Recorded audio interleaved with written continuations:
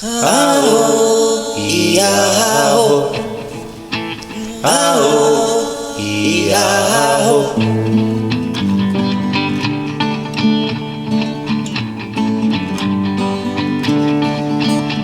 Otra pregunta sería, generalmente la historia siempre se cuenta desde los vencedores, ¿verdad? Y no nos damos cuenta, como usted ya mencionó, no pensamos, la gente no piensa en los otros actores como seres humanos, ¿verdad? Como seres humanos que luchan, que resisten, que protestan.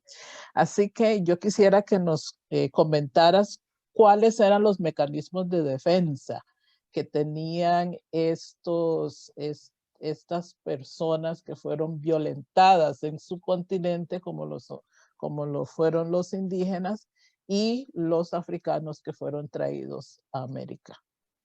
Bien, sí. Hay toda una, no sé si sería correcto llamarlo rama de la historia, porque no, exactamente no lo es, pero sí hay una parte de la historia de la esclavitud o de la trata esclavista que habla mucho sobre las resistencias. Ujú, Yo creo que la obra más famosa es la de Richard Price, que habla sobre el tema de la resistencia, ¿no? ujú, Pero yo que llevo unos 20 añitos metido en el tema de los estudios afroamericanos, he visto cómo ha ido evolucionando ese concepto de resistencia para irse haciendo mucho más complejo y muchas veces ignorando lo que antes se llamaba petite resistencia, la ujú, gran resistance y la petite resistance. right. Y entonces en la pequeña resistencia es cuando realmente estás viendo cómo la gente se va empoderando. En la gran resistencia se habla de las grandes revueltas, de los líderes cimarrones y todas esas cuestiones. Pero, pero la resistencia se ha llegado a la conclusión que la resistencia no implica huir. O sea, la solución a la esclavitud no es la libertad. Y ese ha sido el binomio que se ha manejado siempre. ¿Verdad? Mm, Eres esclavo, lo único que quieres es libertad. No, yo no quiero la libertad, yo quiero un espacio de poder. Yo quiero que me dejen en paz, yo quiero crecer, pero yo no quiero ser libre porque muchas veces la libertad implicaba responsabilidades ujú, y también representaba que perdías la protección del grupo donde estaba. El amo era el responsable de ti, incluso legalmente. mm, Si tú cometías una torta, como se dice en Costa Rica, ujú, el amo tenía que responder de esto, ¿no? Entonces, es importante entender que como seres humanos independientes que somos, no todos consideraban la libertad como la única forma de expresión o como meta final, ¿no? Y esto lo vemos en la manera en que las mujeres van construyendo esos espacios de poder. Es interesante porque si las mujeres africanas estaban en doble desventaja que las indígenas, estaban años luz de las mujeres blancas, por supuesto, en cuestión de derechos y de protección del grupo, digámoslo así, ¿no? ¿Por qué? Porque las mujeres blancas era ese elemento de trueque que tenían los mismos hombres blancos para poderse garantizar la, la, su descendencia, ¿no? ujú, Pero las mujeres negras, ¿qué papel van a jugar aquí cuando llegan como esclavizadas, ¿no? Vemos que, como os comentaba antes, muchas van a ir a trabajar al campo como si fuera otro esclavo más, no hay ninguna diferencia, pero aquellas que se quedan trabajando en las casas o en los espacios urbanos son las que realmente van a construir mecanismos de resistencia y alianzas muy, muy poderosas y tal vez no tanto como para poner a tambalear el poder colonial, como lo hacían la, la, los cimarrones, pero sí eh, para estar ellas seguras y mm, poder también ayudar a los suyos. Es también interesante ver cómo la mayoría de los procesos de emancipación o de autocompra, que era uno de los derechos que tenían los esclavos, son mujeres lo que lo hacen. Y ellas, a partir de aquí, hay muchos casos, y suena muy gracioso, pero muchas veces las mujeres compraban a sus hijos, los hacían libres, compraban al marido, pero no lo hacían libre. Mantenían al marido como esclavo. Es muy gracioso porque dice, bueno, entonces, ¿quién es el que realmente manda en esa casa, no? Pues ellas. Ay, Y, entonces, vemos que, por ejemplo, en estos primeros momentos, bueno, creo que sería, aunque todos tenemos la capacidad de pensar lo que voy a decir, pero yo creo que sería interesante que tenemos que tener clarísimo que que las mujeres esclavizadas que llegaron a América no eran una hoja en blanco, ¿vale?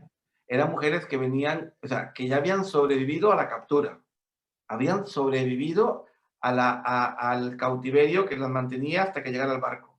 Sobrevivieron al barco.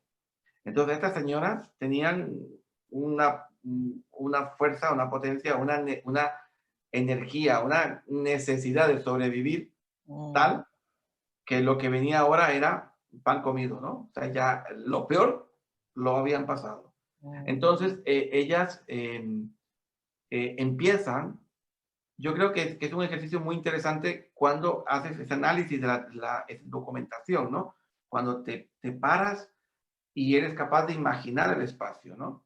Estas señoras llegan y lo primero que hacen es aprender.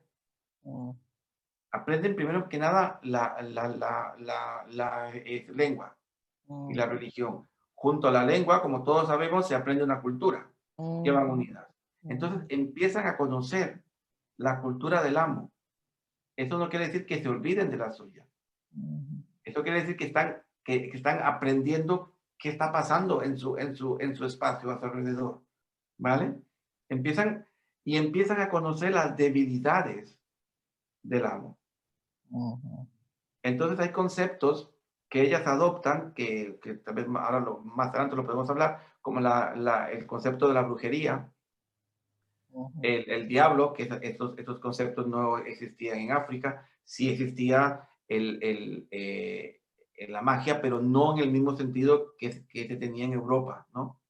Entonces ellas aprenden cómo entienden los blancos la magia, el bien y el mal, entienden esta cosa tan extraña de un Dios, pero son tres, pero luego, o sea, toda esta estructura de la Iglesia Católica, ¿no? Y cuando empiezan a explicar, te dicen, es un dogma, ¿ah? Es así. O sea, que entonces, estas cosas ellas las aprenden y empiezan a utilizarlas, ¿vale?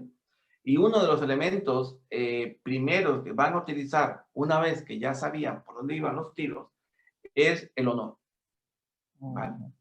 Ok, entonces aquí yo creo que sería bueno explicar un poquito en qué consiste el honor, que no es lo mismo que el honor nuestro en este momento. Bueno, yo creo que en muchos países anglosajones y protestantes, la palabra sigue siendo todavía una cosa seria. O sea, cuando tú cierras un trato y das la mano en un país como Holanda, que es lo que más conozco, o el Reino Unido, que he vivido en Escocia, es así. En el momento que tú das la mano, es tu palabra, es suficiente garantía como para hacer cumplir aquello, ¿no? Entonces, en este momento, los españoles que van llegando a las Indias, lo único que tienen como garante es su honor.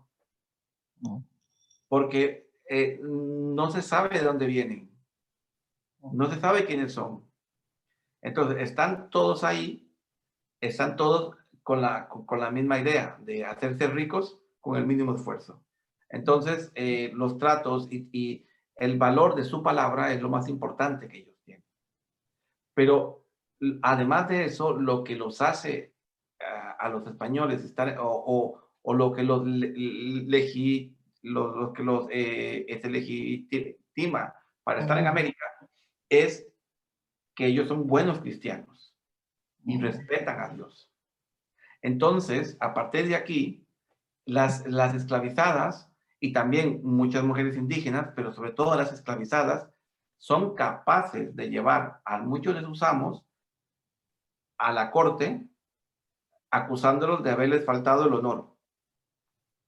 Y solamente una acusación de falta de honor, viniese de quien viniese, era suficiente para que aquel señor temblara. Porque era el arma ideal que estaban esperando sus enemigos o la gente que lo envidiaba porque tenía mejores campos, lo que sea, para echarlo de América y quedarse con sus tierras. Entonces, muchas de esas mujeres esclavas que el amo las tocaba o intentaba tener sexo con ellas te amenazaban con denunciarlo por violar su cuerpo, que ellas habían aprendido que era el templo del Espíritu Santo. Entonces, todos estos conceptos vamos viendo cómo los van jugando y también cómo muchas de las mujeres, aunque no haya inicios de abuso, le recuerdan al amo que tiene que dejarle un poco de espacio para ella, porque si no, lo puede acusar como por falta de honor, ¿no? Entonces, hay muchos casos de estos. También, por ejemplo, una mujer esclava que tenía hijos con el amo o con un hombre blanco, podría presentarse a la corte y decir que sus hijos eran de fulano y que él tenía que responder por ellos, por ejemplo, ¿no? Entonces, el hecho de que el resto de la comunidad supiese que Juan Pérez tenía 2 hijos con Ana Conga, era suficiente como para que, aunque todos hicieran lo mismo, que hubiese una comidilla tal que él fuese perdiendo prestigio, ¿no? Entonces, uno de los elementos muy, muy interesantes de toda esta, cómo se van formando, ¿no?, esas redes. Esta dinámica. Somos voces de la historia, sangre, tinta y papel. Somos voces de la historia, mis ancestros, su saber, mis ancestros, su saber, mis ancestros, su saber.